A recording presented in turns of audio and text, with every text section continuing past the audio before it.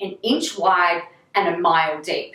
That is one of the biggest catch cries of the marketing industry when they're talking about niche, avatar, ideal client, ideal perfect client, and everything else, or your ideal client, avatar, or whatever it is that you want to call it. So many people that I speak to on a very regular basis have so many issues around who to choose, what to do, how to talk to them, and why it's really important. So that's exactly what we're going to be talking about today on the blog. So stay tuned and I will give you my rundown.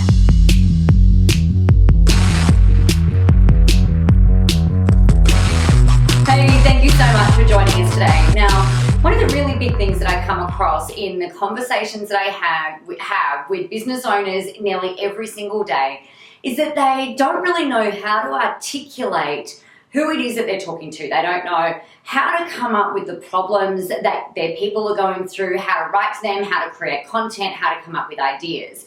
Now, one of the really big things that I have found in my experience from screwing up and not doing this and then going ahead and doing this is around the importance of choosing a niche. Now, a niche to me is not a group of people between the ages of 18 and 65 who need you. Now, I know that if you're like the majority of my people, you can probably help anyone with the service that you do. It doesn't matter what their age, their gender, the demographic, where they live, or anything like that. However, where it becomes really important is from your marketing perspective. If you're talking to someone and they don't fit your ideal client parameters, that's fine. You're not going to not sell to them if you can help them. But the thing here is that from a marketing perspective, it is really hard to imagine what's going on in someone's head when you think about someone between the ages of 25 and 55. I mean, let's face it, someone who is 55 is probably having a very different life experience, having different worries, concerns, problems, goals, desires, timeframes compared to somebody who's 25. Your service might help them with their problem that they're going through, but the way you're going to communicate with them in your marketing is going to be very different because they've got different paradigms, they've got different issues and things like that. Now, one of the big things that I really stress to you guys to do is to choose one person. Now, sometimes that can be hard as well. So if your niche of people, if the people that you're helping is something that you have gone through personally, so if you're a business owner and you had some runs on the board, you're going really well, you've got experienced clients, you're making money, and you want to help other people do that, then maybe think about where you were a couple of years ago. How old were you? What were you worried about in the middle of the night? What were you going through? All of that kind of thing. The other really good thing about this is it helps you to identify and articulate very easily the kind of emotions that you were going through. Were you stressed, overwhelmed, exhausted, burned out? Were you burning the candle at both ends? Were you researching everything within an inch of its life, trying to find things and trying to make it work and trying to pull it all together? Did you do it all on your own? Were you burned by someone?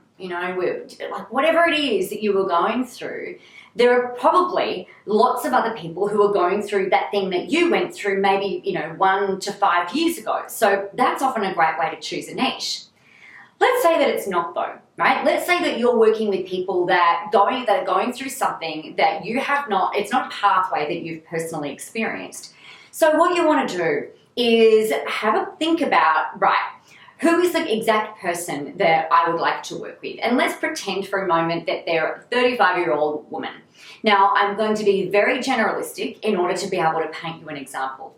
So let's say that this 35-year-old woman has 2 children, she's married, she's in a career, maybe she's working part-time, but she's not feeling very fulfilled. She's not very happy. She keeps applying for promotions and doesn't get them, and she's really kind of jacked off with the whole thing. She's looking outside of the organization to try and get a promotion. Everything is starting to feel a little meh. A little lackluster, a little demotivating. She's probably feeling a little bit like she's being battered. Maybe she's feels like a bit of a boat in the ocean in a storm, and she's kind of bobbing around and she's not really sure how to pull herself out of the funk, how to remotivate, how to find a job that is going to fulfill her and fulfill her purpose. And then how to, like, if there's a job that she comes across, like, how does she position herself in that role? Right? Maybe that's someone that you're thinking about working with. Now, this person who's 35 is probably worried about the up-and-comers who have just been through university, the fresh-faced people who are gung-ho and, ready to go. Maybe she's worried that she won't get the promotion. Maybe she's worried that that her time is done. What are the irrational thinking? What are the irrational thoughts that she is thinking that are really impacting her motivation and her mindset? What is she worrying about in the middle of the night? Maybe she's worrying about the fact that she wants to be able to still work part-time and be there for her children, but she can't find a job that's going to fit that.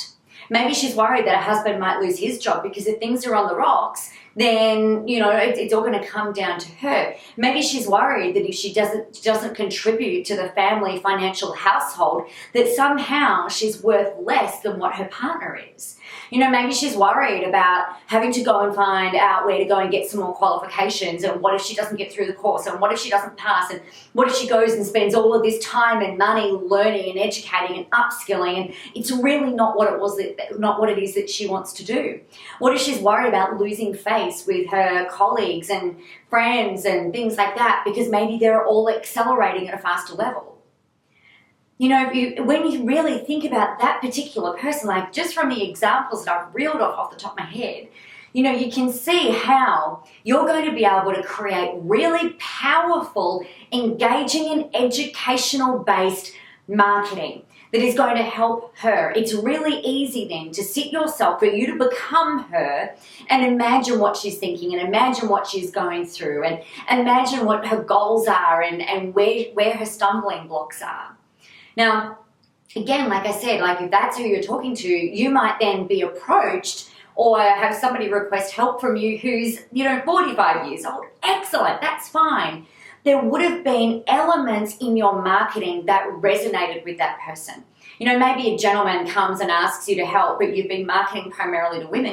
If you don't want to work with him, then that's your call. But, if you can help him, then you're going to take him on as a client. Right? It doesn't have to fit the exact parameters of this inch wide, mile deep niche who you're marketing to. Your delivery can still help many people outside of that demographic that you're marketing to. One of the other really good, powerful, supporting arguments for niching, if you think about it, when you're marketing, a lot of the time you also want to start advertising.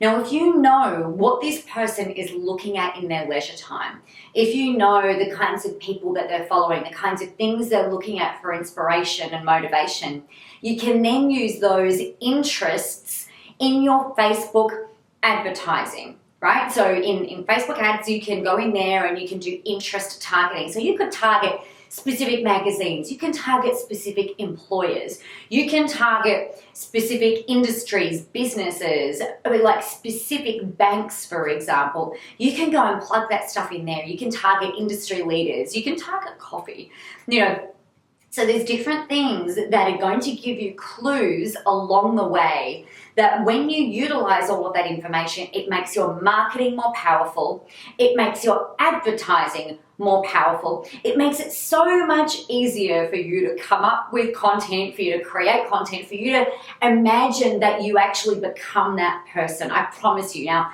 one of the big reasons that I know this to be true is because I didn't do this at the start. And it cost me probably 18 months and God knows how much money.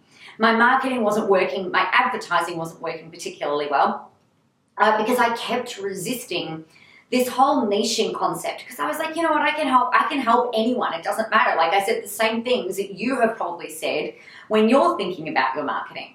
That was me, and I really resisted it. And then when I finally had enough and I was in enough pain to go, all right, I've got to do something different here because this shit ain't working.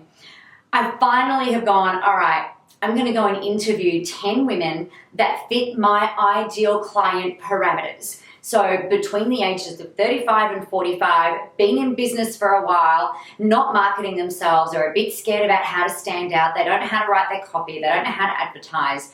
And that was, those interviews that I did with people were some of the most valuable responses that I still use to this very day. Now, I did interviews in 2012. I redid them again in 2015, just to make sure that like I wasn't making a whole bunch of silly assumptions, which, like, let's face it, assumptions makes an ass out of you and me. So, you know, I etch a sketched everything. I clean slated. I'm like, right, if I knew nothing about these people, what do I want to find out? And the things that were really powerful that I learned were some of the exact words that kept getting repeated, the exact phrases that kept being repeated by my people, the same concepts, the same challenges that they were coming up with, the same conversations that they were having in their head, the same stuff running like an endless record or a track on Spotify on repeat, going around and around and around and again in their head at 2 o'clock in the morning. And so I started using their words in my marketing, in my copy, in my ads, in my emails, everywhere. And it really, like even in my sales, and that completely changed everything. So I promise you, like from experience, this is such an important concept for you to grasp that, you know, if you do nothing else but just nail this, I promise you it's going to create such a strong foundation for everything that you want to build from now and from here on out. All right. Now, if you have any questions, obviously my name is Nicola, leave them below this video. You can email me, go and find me on Facebook, and go out there and rock this, because I know how important this is. And as you can tell, I'm really passionate and excited about it. So get out there, go do it, and I'll talk to you in the next one.